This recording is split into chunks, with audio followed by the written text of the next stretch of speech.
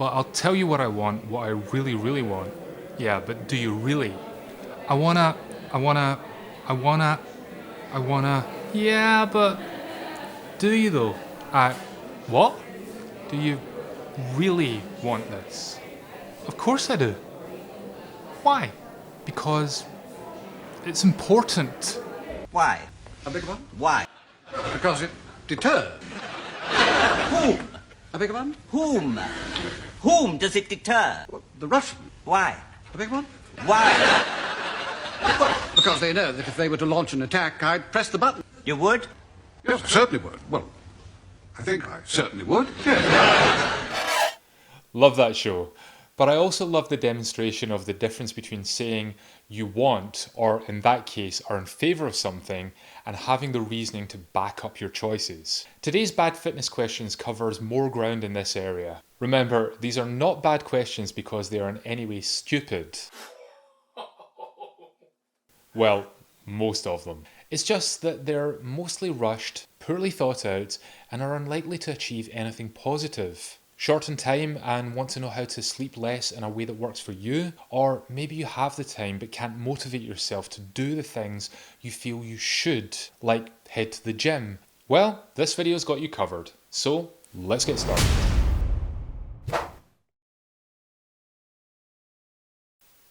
This question seems to be born from a trend within the self-help industry, promoting the idea that 5 a.m. starts are a necessity to productivity, and it seems to be an attractive proposition to anyone who feels there aren't enough hours in the day, which to be fair is most people at some point in their lives. I wish you had more time. But is there any truth to this concept? Well, yes, but with some very important caveats. There are many famous examples of people living off very little sleep. Here in the UK, former Prime Minister Margaret Thatcher had a reputation for running on as little as 4 hours sleep per night, with her American counterpart for much of her time in office, Ronald Reagan, boasting the same. But what is missed from the story, when using it for dramatic effect, is both were prone to napping during the day to catch up. Though even then they were still running in a deficit to the 7 to 8 hours commonly cited as the ideal sleep pattern. Though it's worth noting that both fell afoul of dementia in their later years, and Thatcher's ultimate demise was down to Alzheimer's disease, both of which have strong proven links with continuous lack of sleep. The fact is, sleep plays a huge role in our capacity to function correctly and our long-term health. The idea of being able to catch up on lost sleep, perhaps with a weekend lie-in, is a myth. Once the damage is done, it cannot be undone. Yes, getting some extra sleep after a shortfall can prove helpful, but it will never fully undo the damage caused by the initial loss. This is a huge subject that can't be given true justice in a video like this, but the science here is overwhelming. So, to cover just a few facts that are worthy of note, do you think you would be more productive if you were drunk?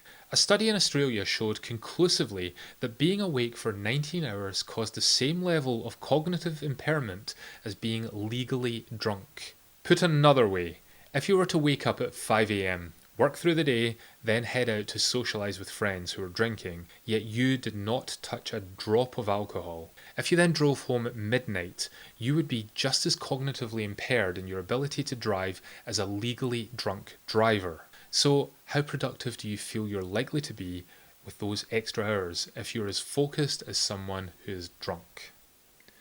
As a quick side note here, under testing it has been shown that someone operating on just 4 hours of sleep, or those who were just over the driving limit for alcohol consumption but were operating on a full 8 hours of sleep, both make around 6 times as many driving errors as someone who is sober and on a full 8 hours of sleep. However, combine the two, and those 6 mistakes for each one a sober driver would make is not additive. It multiplies, causing someone in such a state to be 30 times more likely to drive off the road than someone who is well rested. Often cited as a reason for introducing lower sleep levels is the sleep patterns of some hunter-gatherer tribes. The argument goes, as they are untouched by technology and so don't wake with the use of alarm clocks or at the behest of a 9-to-5 job, their patterns are more natural.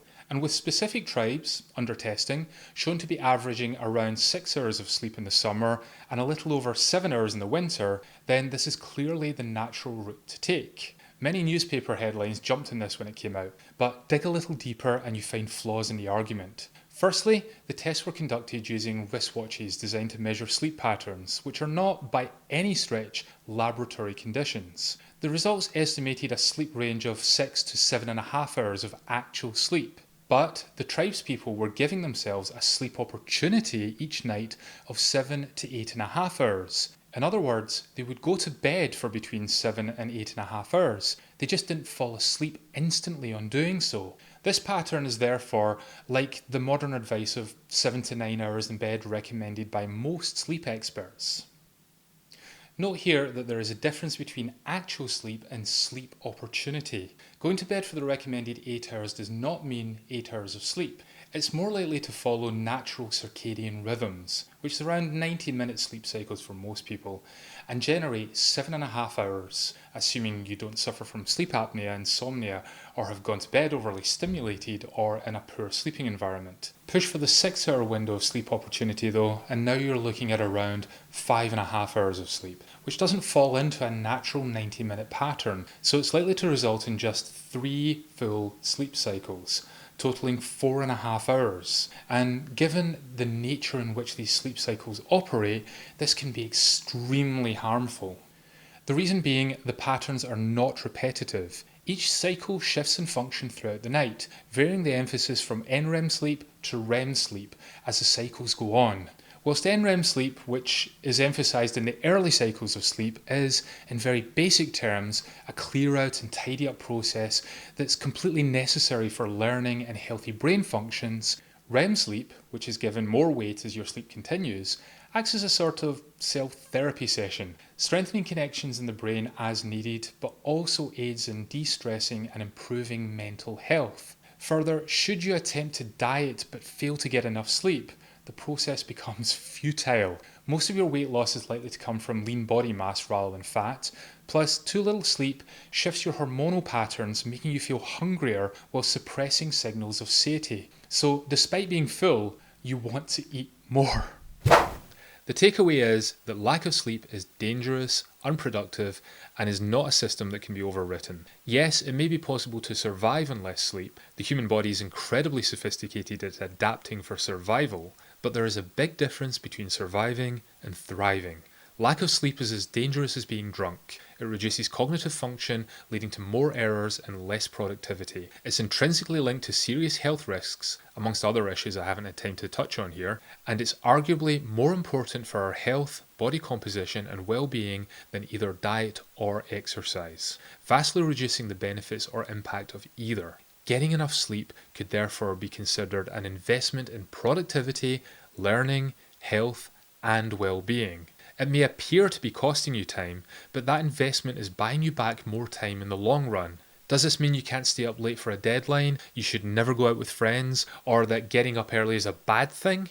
Absolutely not. Like all things in life, this is about balance and self-awareness. Some people will thrive at 5 AM, but should then be considering a bedtime of around 9 PM to ensure sufficient sleep opportunity. If you have a deadline or a night out as a one-off, yes, it will have an effect. But in a one-off situation, the benefits may outweigh the minor negatives that would come from avoidance. For example, the missed deadline could be extremely costly and the resultant stress may have bigger health implications. And never taking time to unwind or relax is certainly not advisable. It's only when these extremes become habitual or overly regular that it becomes an issue. So, to return to the initial question, you can sleep less, but be aware of the consequences. However, to get more time, particularly productive time, investing in sufficient sleep of 8 hours opportunity, not necessarily fully asleep, is the prudent solution, even if it does feel counterintuitive at the time. Before I get fully into this one, I want to touch on the fact that working out and training are inherently uncomfortable. If the process wasn't challenging, then your body, system, or neural pathways have no reason to develop or improve. So I fully appreciate that training is hard, and anything hard requires a level of motivation. After all, we wouldn't do anything we knew was going to be uncomfortable if there was nothing to be gained from it. So the question is, what is the benefit you will be obtaining from working out? If the answer is nothing or I don't know. Then there's nothing that will motivate you, nor is there any reason for doing it. Sometimes there's motivation in the action itself, but that motivation still comes from a need that's being filled. For example, perhaps you train with other people. You're going to a class or you're heading to a gym where you know there will be others that you enjoy being around. And if you're craving company, that could be your reason for going. The workout is simply a byproduct for getting you amongst other people. So reminding yourself of that may be the motivation that you need. But most people start down the path of exercising due to a desire to change something about themselves. Whether that be to look better, feel better, move better, or stave off ill health or degradation from aging. No one walks into a gym or starts working out by accident. In a previous video covering what to do when you're too busy to work out, I discussed the concept of reviewing your priorities and core values. If you haven't seen that video, I'll link to it below.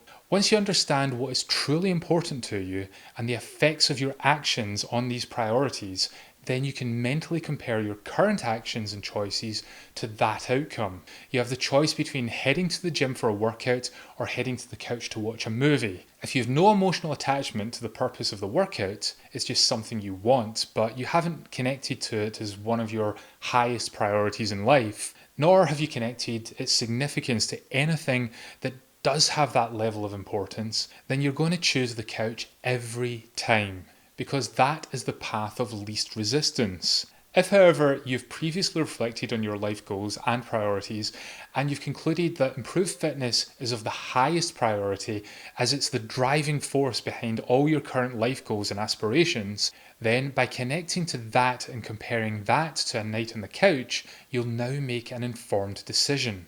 The couch may still win from time to time because you may conclude that you've been overdoing it and this is the best thing for you to do in that moment to avoid burnout, illness or exacerbating a strain. But in the main, you'll be driven by the thought of your greater purpose, which if truly significant will be all the motivation that you need.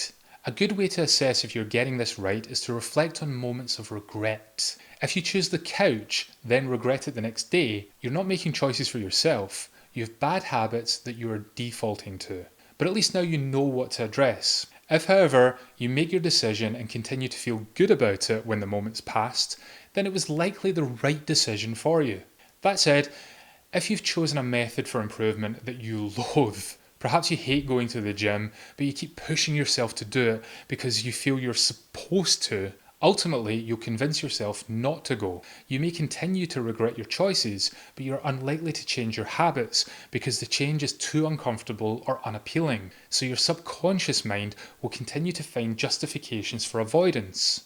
If this is the case, it's worth addressing the path you've chosen to your destination.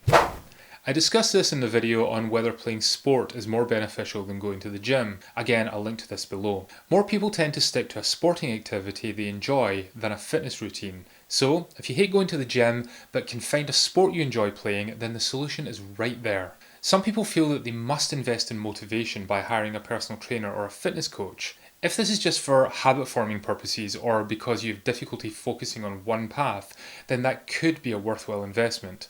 But no one is going to magically make you want to do something you currently loathe just because you paid them. They may help you find options you do enjoy, but that is returning to the alternative path. If you do go down the route of hiring a drill sergeant, you are still the one paying for this and you can back out at any time. And when something is causing you discomfort, you will eventually find a way to justify doing just that. All that said, if you're just feeling a bit flat, then identifying the reason for that becomes the key. A stressful day that's playing on your mind may be overcome with a pair of headphones and some uplifting music, particularly music that invokes positive memories. Lack of sleep and overwhelm may allow you to accept you cannot perform at your best, but you can work on something that has been bugging you for a while, tight calves, restricted shoulders, etc., that will benefit you in the long run. And getting a little blood flowing before cutting the session short and heading for an early night may be the ideal solution.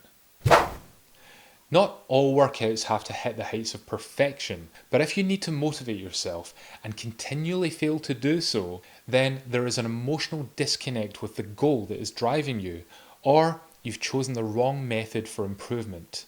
in which case taking some time to reflect could be all that's needed.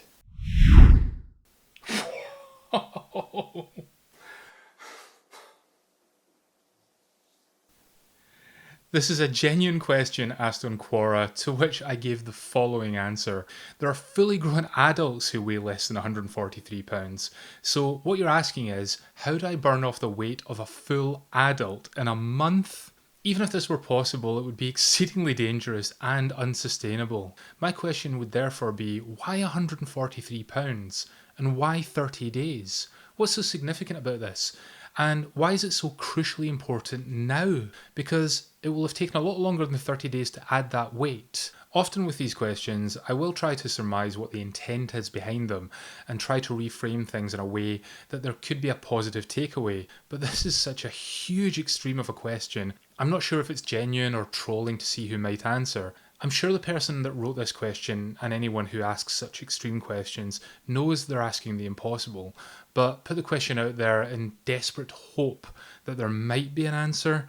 But even if there was an answer, it's also going to have to be extreme, and that never leads to a positive outcome, just unhealthy or even dangerous ones, or false hopes and disappointments.